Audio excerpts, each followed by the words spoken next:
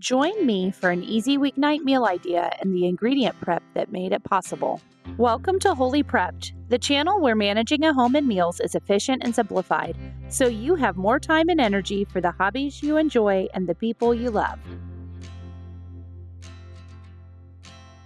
I like to skip the extra messes during the week when I'm lower in energy after being at work all day. That said, I still want to put a healthy, flavorful meal on the table, like this Keema curry.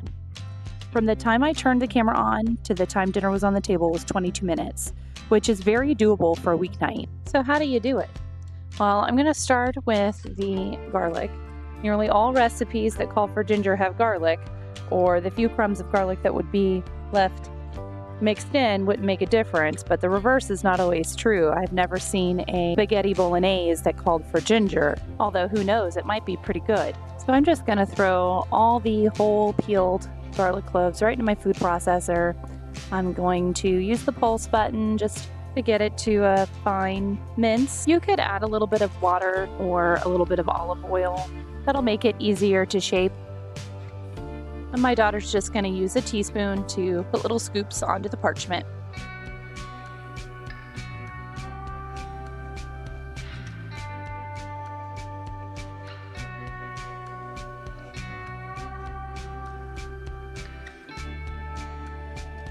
Freezing tomato paste is just as much about not wasting the extra as it is the inconvenience of opening a can. Each time you need 1 or 2 tablespoons. So you may be asking yourself, why go through the hassle of breaking out the food processor when they sell minced garlic in a jar and squeeze tube? And the answer for me is flavor and cost. The best flavor comes from minced aromatics just before they hit the pan. But I do need a bit more convenience than that. And I find the jarred stuff too watery and dull. The tube stuff is too expensive and tart from the vinegar and citric acid. So for me, doing a big batch is totally worth it. I'd love to hear your thoughts on these products in the comments below. I'm rubbing the ginger with the spoon just to remove some of the papery skin. And then I'll chop it into pieces and toss it into my food processor and give it a whirl.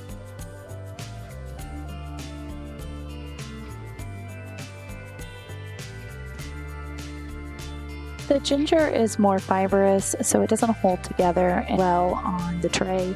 So instead, I scrape it into the ice cube tray and just press it down till each cube is holding about a tablespoon.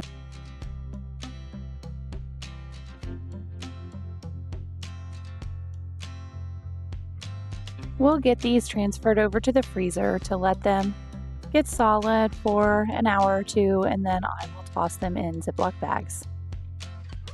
I am far from being an expert on Indian cooking by any stretch, but I do know that some tomato paste, a little garam masala, curry powder, and some coconut milk can get you pretty close to the flavors you're looking for. In the pan, I've added the tomato paste and the ginger.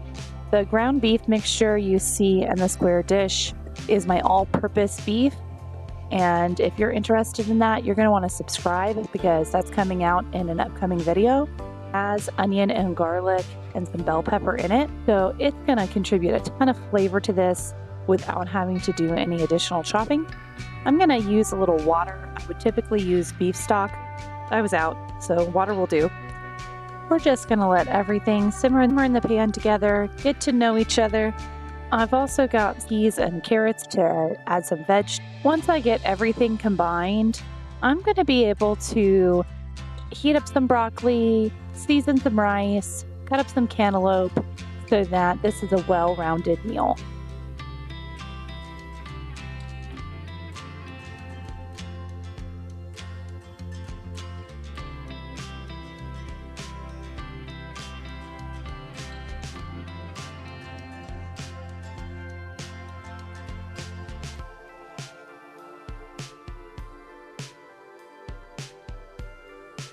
Just before serving, you're going to want to add some coconut milk or heavy cream, sour cream, something along those lines. Thanks for watching, and if you enjoyed this video, be sure to give it a like. Can I be eating sausage. And come back when you're actually done.